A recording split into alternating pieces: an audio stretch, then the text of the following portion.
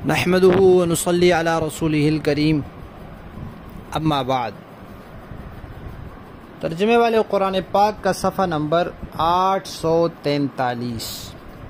23واں پارہ سورہ صافات، چوتھا رکوع، آیت نمبر 133 تا 138۔ اعوذ باللہ من الشیطان الرجیم، بسم اللہ الرحمن الرحیم۔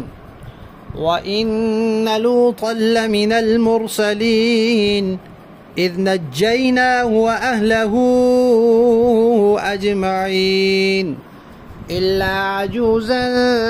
فِي الْغَابِرِينَ ثُمَّ دَمَّرْنَا الْآخَرِينَ وَإِنَّكُمْ لَتَمُرُّونَ عَلَيْهِمْ مُصْبِحِينَ وَبِاللَّيْلِ أَفَلَا تَعْقِلُونَ۔ صدق اللہ العظیم۔ سورہ صافات میں اللہ تعالیٰ نے ناکام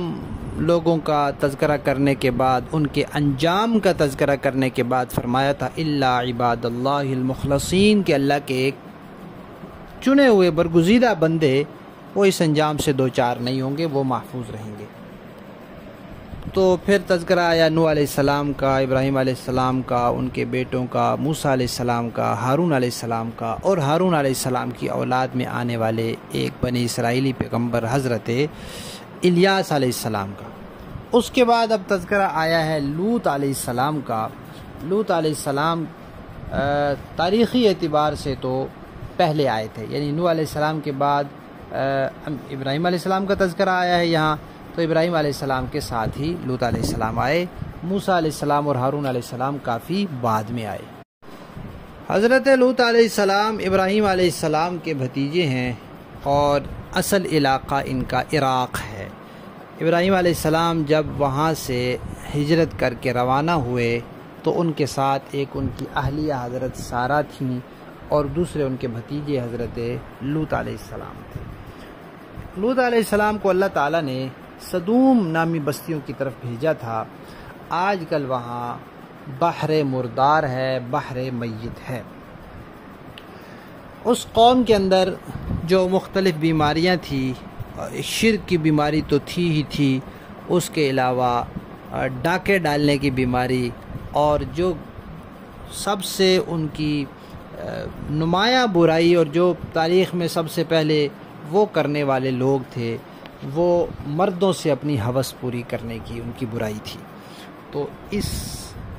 کو قرآن پاک نے جا بجا ذکر کیا ہے کہ یہ برا کام انہوں نے شروع کیا اور پھر ان کے بعد یہ دنیا میں شروع ہوا۔ عرب کے لوگ جب مکہ کے قریبی علاقوں سے شام کی طرف جاتے تھے تو ان کا اس وقت کا سفر قافلوں کی صورت میں ہوتا تھا، اور کیونکہ وہ گرم علاقے ہیں، دن کو شدید گرمی ہوتی تھی تو دن کو سفر مشکل ہوتا تھا، اس لیے وہ تقریباً عصر کے قریب سفر شروع کرتے تھے، اور چلتے چلتے رات ذرا دیر ہو جاتی تو پھر پڑاؤ ڈالتے، پھر آرام کرتے، اور آخر رات میں پھر دوبارہ چل پڑتے اور صبح 9-10 بجے کے لگ بھگ تک پھر سفر کرتے اور پھر رک جاتے۔ تو یہاں اللہ تبارک و تعالی نے ان کو بتایا کہ بھئی دیکھو، لوط علیہ السلام اور ان کی قوم کی جو بستیاں ہیں وہ تمہارے سامنے ہیں، وہاں سے تم گزرتے ہو۔ تاریخ کی کتابوں میں لکھا ہے کہ وہ تقریباً 4 بستیاں تھیں جن کی طرف ان کو بھیجا گیا تھا، اور جب اللہ تعالیٰ کا عذاب آیا تو فرشتے نے اللہ کے حکم سے ان 4 بستیوں کو جوں کا توں اوپر اٹھایا اور الٹ کر زمین میں پھینک دیا، اور پھر وہ دھنس گئی، نیچے ہو گئی۔ تاریخ دان کہتے ہیں اور جغرافیے والے بتاتے ہیں کہ دنیا میں اتنی نیچی سطح اور کوئی نہیں ہے جتنی وہ ہے، اور وہ زمین میں دھنس گیا، پھر وہیں اس کے زمین میں نیچے جانے کی وجہ سے وہاں پانی آ گیا، اور پھر وہ اب ایک سمندر کی شکل ہو گئی ہے، ورنہ اس کی دائیں بائیں کسی سمندر کے ساتھ کوئی جوڑ نہیں ہے۔ وہ بحر میت ہے، بحر مردار ہے، وہاں کوئی چیز، کوئی مخلوق زندہ نہیں رہ سکتی۔ اس وقت وہاں سمندر نہیں تھا، عرب کے لوگ وہاں سے گزرتے تھے اور وہ آثار وہاں سے دیکھتے تھے۔ تو اللہ تعالیٰ نے یہاں ان کو متوجہ کیا ہے کہ دیکھو لوط بھی رسولوں میں سے تھے، انہوں نے قوم کو تبلیغ کی، قوم نے شرک نہیں چھوڑا، قوم نے ڈاکے نہیں چھوڑے، قوم نے بدفعلیاں نہیں چھوڑی، تو پھر ہم نے ان کو عذاب میں مبتلا کیا، الٹا بھی کیا، ان کو پتھروں کی بارش بھی ان پر کی، لیکن لوط علیہ السلام کو اور ان کے ماننے والوں کو ہم نے بچا لیا۔ البتہ لوط علیہ السلام کی ایک بیوی تھی، وہ مومنہ نہیں تھی، اللہ فرماتے ہیں وہ نہیں بچ سکی۔ جب بچانے والوں کو اللہ فرماتے ہیں ہم نے بچا لیا، تو باقیوں کو ہم نے پھر تباہ کر کے رکھ دیا۔ اور اے عرب والو، تم وہاں سے گزرتے ہو کبھی صبح کو کبھی شام کو، کیونکہ ان کے قافلے سفر کرتے تھے، تو کبھی عصر کے بعد وہاں سے گزر رہے ہیں، تو کبھی رات میں، تو کبھی صبح کو۔ تو فرمایا کہ تم کیا سمجھتے نہیں ہو، عقل سے کام نہیں لیتے کہ جیسے تم انسان ہو یہ بھی انسان ہی تھے، اور تم جیسے مال دولت وغیرہ کے مالک ہو وہ بھی مالک تھے، لیکن اللہ کے نبی آئے اور انہوں نے ان کی بات کو نہیں مانا اور اللہ ان کو جھٹلایا اور ان کا مذاق اڑایا، تو کس طرح وہ بدترین طریقے سے عذاب کا شکار ہوئے۔ آج بھی اللہ وہی ہے، یہ بھی اسی اللہ کے رسول ہیں، اگر تم باز نہیں آؤ گے تو تمہیں بھی اللہ تعالیٰ برے سے برے عذاب میں مبتلا کر سکتے ہیں۔ اور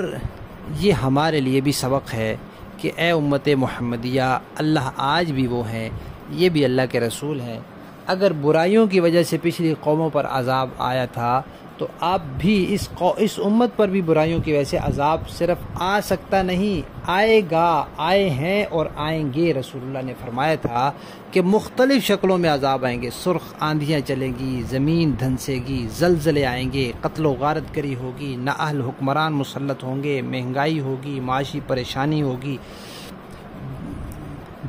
بد امنی ہوگی، خوف اور ڈر ہوگا، بھوک ہوگی، طرح طرح کے عذاب آئیں گے۔ تو اگر ہم جب تک اپنے اعمال کو سیدھا نہیں کر لیتے، ہمارے عقیدے ٹھیک نہیں ہو جاتے، پہلی نمبر کی چیز عقیدہ ہے، ہمارے عقیدے ٹھیک نہیں ہو جاتے، ہمارے عمل ٹھیک نہیں ہو جاتے، تب تک ہم بھول جائیں یہ بات کہ ہمارے حالات ٹھیک ہو سکتے ہیں۔ اللہ تعالیٰ ہمارے حالات پر رحم فرمائے۔ لفظی معنی دیکھیے، وَإِنَّا اور یقیناً لوط علیہ السلام لمن المرسلین، وہ بھی رسولوں میں سے تھے، اذ نجیناہ، جب ہم نے نجات دے دی ان کو، وَأَهْلَهُ اور ان کے گھر والوں کو بھی، یعنی متعلقین کو، اجمعین سب کے سب کو، الا مگر عجوزاً ایک بڑھیا کے جو ان کی بیوی تھی، فی الغابرین وہ پیچھے رہ جانے والوں میں تھی، ثم پھر دمرنا ہم نے ہلاک کر دیا الآخرین باقی سب کو، وَإِنَّكُمْ اور بے شک تم لوگ اے مکہ والو، لَتَمُرُّونَ گزرتے ہو، علیہم ان لوگوں کے گھروں کے پاس سے، مصبحین صبح کے وقت بھی، وباللیل اور رات میں بھی، افلا تعقلون کیا پھر بھی تم عقل سے کام نہیں لیتے، تم اس سے کوئی سبق نہیں سیکھتے۔ با محاورہ دیکھیے، وَإِنَّ لُوطًا لَّمِنَ الْمُرْسَلِينَ اور یقیناً لوط بھی پیغمبروں میں سے تھے، اذ نجیناہ وَأَهْلَهُ اجمعین جب ہم نے ان کو اور ان کے سارے گھر والوں کو عذاب سے نجات دی تھی، الا عجوزا فی الغابرین سوائے ایک بڑھیا کے جو پیچھے رہ جانے والوں میں شامل رہی، ثم دمرنا الآخرین پھر ہم نے دوسرے لوگوں کو ملیا میٹ کر دیا، وَإِنَّكُمْ لَتَمُرُّونَ عَلَيْهِمْ مُصْبِحِينَ اور اے مکہ والو تم ان کی بستیوں پر سے گزرا کرتے ہو، کبھی صبح ہوتے، وَبِاللَّيْلِ اور کبھی رات کے وقت، افلا تعقلون کیا پھر بھی تمہیں عقل نہیں آتی۔ صدق اللہ العظیم۔